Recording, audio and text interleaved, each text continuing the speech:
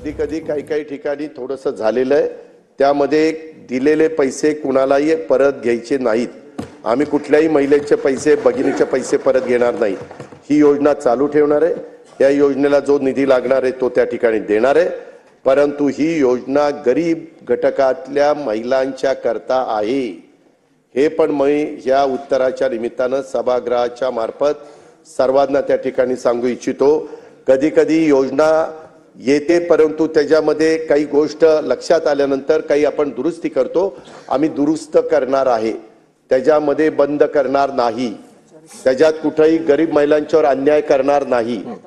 ज्याला गरज आहे त्यांना 100% आम्ही देणारच। त्याबद्दल तसोबर पण आम्ही कसलेली आहे। आता ती लाडकी बहीण आमची आहे, त्याच्यामुळे तुम्ही दोडके झाला आणि तिकडे बसला। त्यामध्ये समोरच्या बाकावरून कठोर उपाययोजना करा। लोकांना खुश करण्यासाठी आश्वासन देऊ नका। अध्यक्ष महोदय, आम्ही बघितलं ते गांडूळ असतं ना, गांडूळ ते इकडनं चालतं का तिकडनं चालतं कळतच नाही। ते दोन्ही बाजूनी चालतं असं सगळ्यांना वाटत असतं। तसं काही जण सन्माननीय सदस्य दोन्ही बाजूनी बोलतात। अध्यक्ष महोदय, लाडक्या बहिणींच्या विषयी आम्हाला जी आपुलकी आहे, आदर आहे, याची आम्हाला जशी जाणीव आहे तशी आमच्या लाडक्या बहिणींना पण जाणीव आहे। अध्यक्ष महोदय, काहींनी एका गोष्टीची समज झालं पाहिजे, विशेषतः आमचे पटोले साहेब यांनी, आईनंतर जर सर्वात कोणी त्याग करत असेल तर ती बहीण असते। हे तर खरं।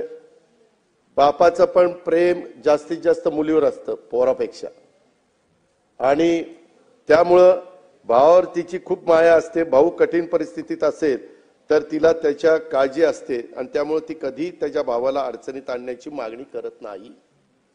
आता एकंदरीत आम्ही जे बजेटमध्ये सांगितलेलं आहे, काय झालं? 5 वर्ष वडेट्टीवार साहेब, जाहीरनामा किती पुढच्या 5 वर्षाचा असतो ना?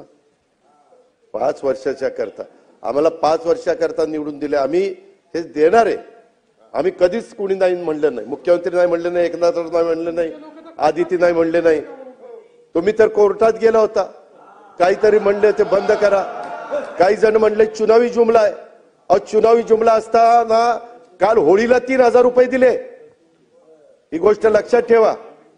आणि मी सभागृहाला एक गोष्ट सांगू इच्छितो की एकंदरीत ही योजना आणत असताना अध्यक्ष महोदय 2 GR आहेत। पहिला GR निघाला होता, नंतर आम्ही ते 60चं 65 केलं आणि दुसरा GR काढला।